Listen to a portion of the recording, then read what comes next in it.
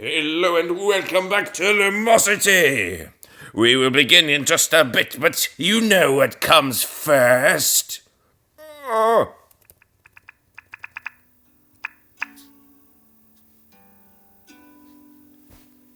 Gymnope number 1, arranged for harp and performed by Peter J.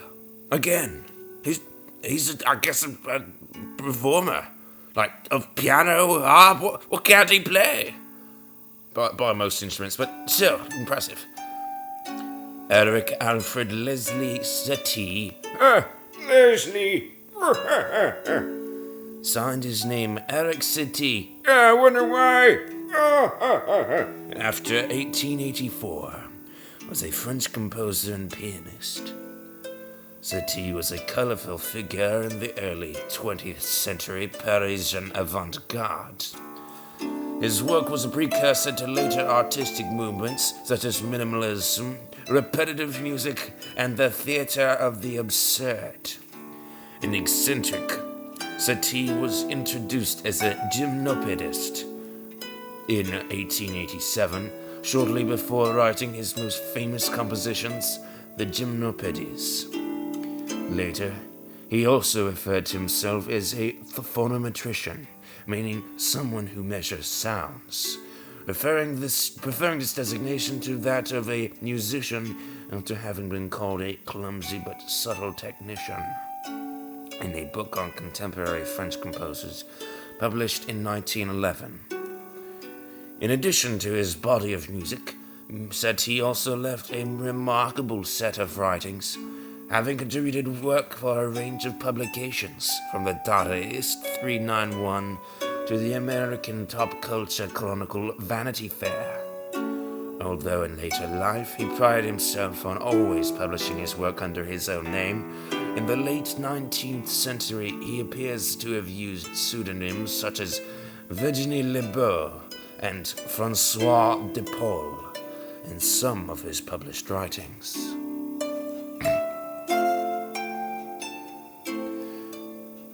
The Gymnopedes are short, atmospheric pieces written in 3/4 time, with each sharing a common theme and structure. Collectively, the Gymnopedes are regarded as an important precursor to modern ambient music, gentle, yet somewhat eccentric pieces which, when composed, defied the classical tradition. The melodies of the pieces use deliberate but mild dissonances against the harmony, producing a piquant, melancholy effect that matches the performance instructions, which are to play each piece painfully, sadly, or gravely.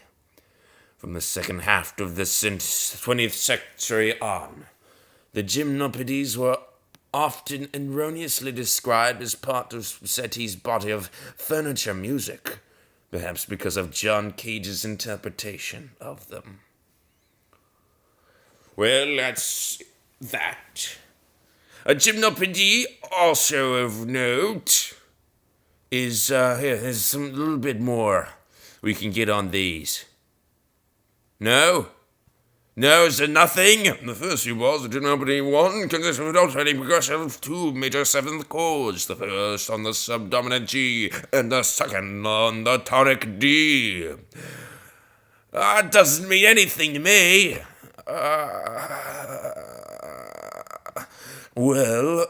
Okay. A Gymnopede, was it a Nocien? No, not Nocien. The Gymnopedes were dances by the Spartan military without any clothes, and only of the youths. Yeah, I read that. Anyway, I'm feeling pretty good. And we no longer need sound exploding our ears. We do need to get going, so I'll just put down just how many hours I slept. 3, 7, 8. What? I totally feel like I got less than 8. Wow. Speed Match Overdrive. Okay. I don't think I slept well. No. We need sound. Well, I mean, we don't need sound, obviously. I could go through this entire game without sound. Oh, well, obviously, I could just not do this episode at all. I've got like 100 of them to get to. I could just not do a Lumosity episode for like 100 episodes, and that'd be perfectly fine. But no. Ah, gosh. Well, what if I get kidnapped by pirates for 100 days? Well, then I guess I wouldn't even be able to publish at all. But otherwise, if I could get someone to publish for me, I just had the episodes, I could just say, y'all publish now. I'll write a script when I get back. No, I won't. It always work. Or maybe I could record even on the pirate ship. That'd be fun. Because then I could send in the metadata my location. Oh, yeah, it'd be fun. Disillusion. Is it really something that you want to do? I got top 5 score on this last time. I think I'll rest in victory. Thank you. To a lost in migration we go. Or I get an Charboard challenge. That's also a good one. Just, I do badly at it. I do well at this one, but, of course... It doesn't matter what I normally do at these games. What it matters is how I do compared to how I've done.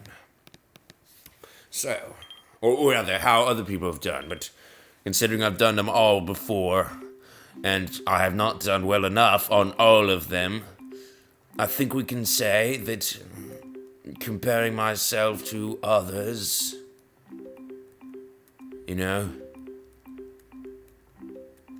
I could just compare myself to myself, because I know I'm not good enough, so I have to be. Now I know my score's gonna drop compared to how if I do worse than I've done before. I know it's gonna rise if I do better than I've done before. So at this point, it actually makes more sense for me to compare myself to myself than to others initially. Then I can compare my new self to others. No. I bet if I'd gotten that last one, we would have gotten a top 5 score. No, we still did, though, right? No, we got a top personal best score.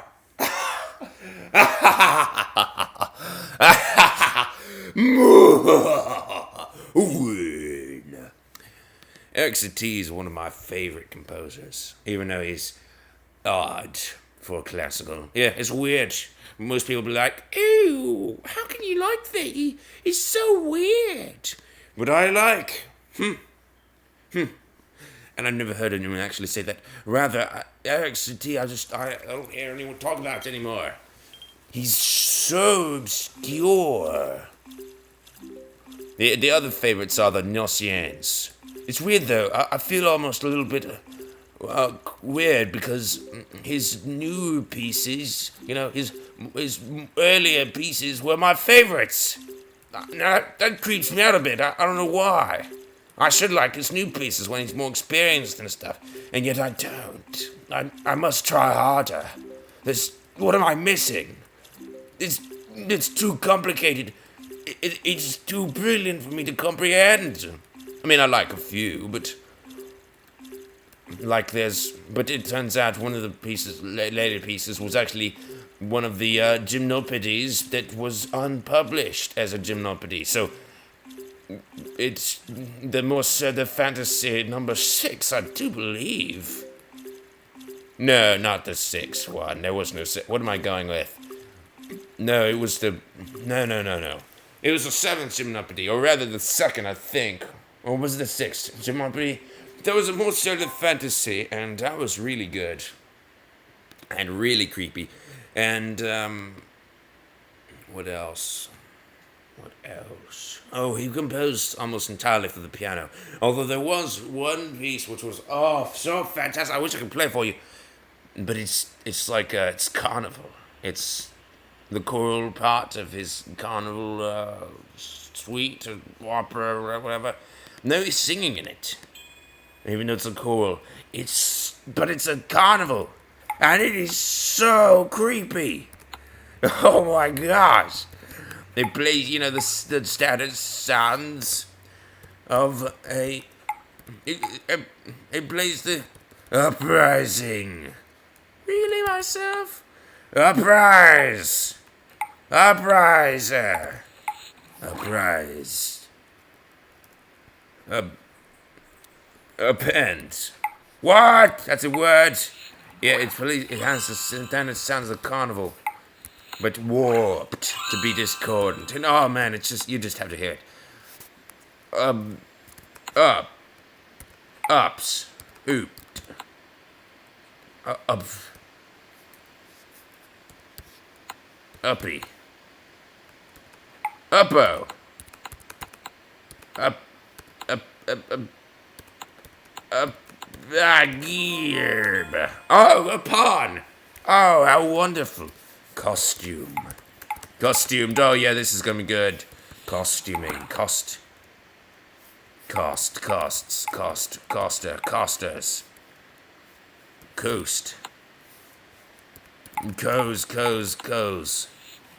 Cosm.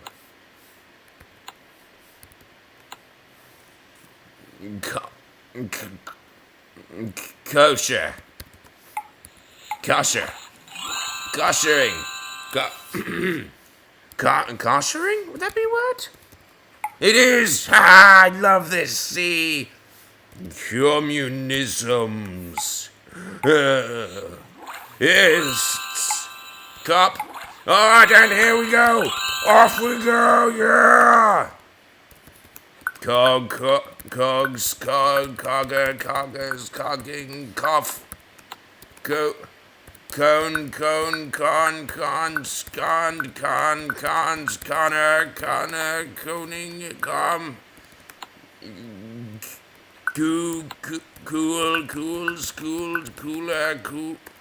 Ah, gosh. That was embarrassing. No! I've done so much better in the past. I can't believe myself. Presidentially. Presting. I have no idea what that means. Pressings. Presiding.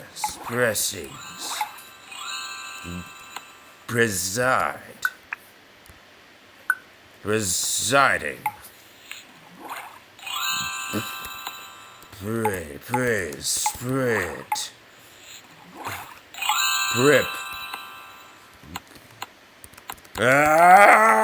Pre. Ha! Pre. Press. Preens. What? Oh, sorry. Preeners. Preening. Prepping. Preparation. What? Oh, come on. Now we're gonna go. Pricked. Prickers. Oh gosh, I need to totally work a little faster. Propped.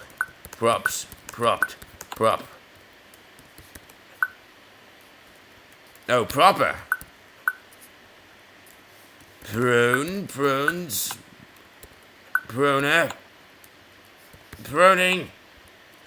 Prog.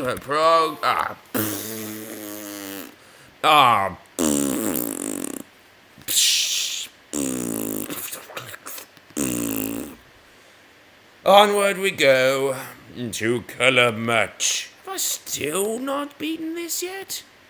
Am I still not as good as I once was?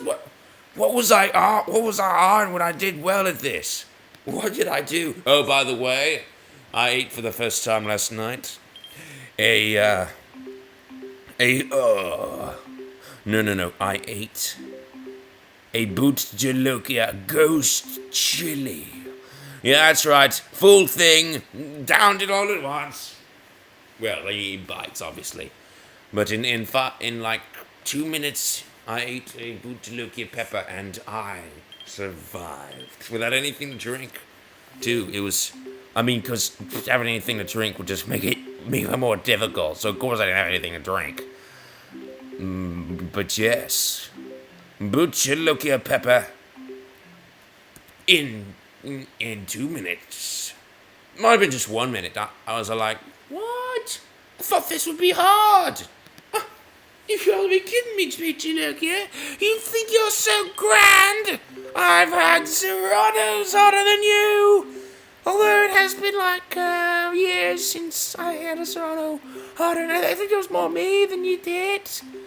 Oh well. Yes, I survived. I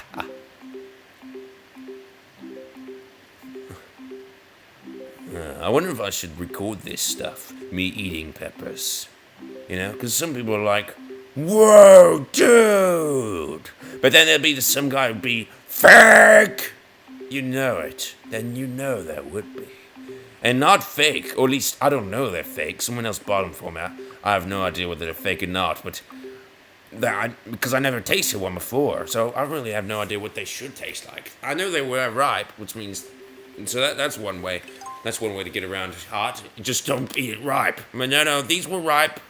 I do know that because, you know, they were orange, right? I mean, that's the same color as Scotch bonnets. That's the same color as habaneros.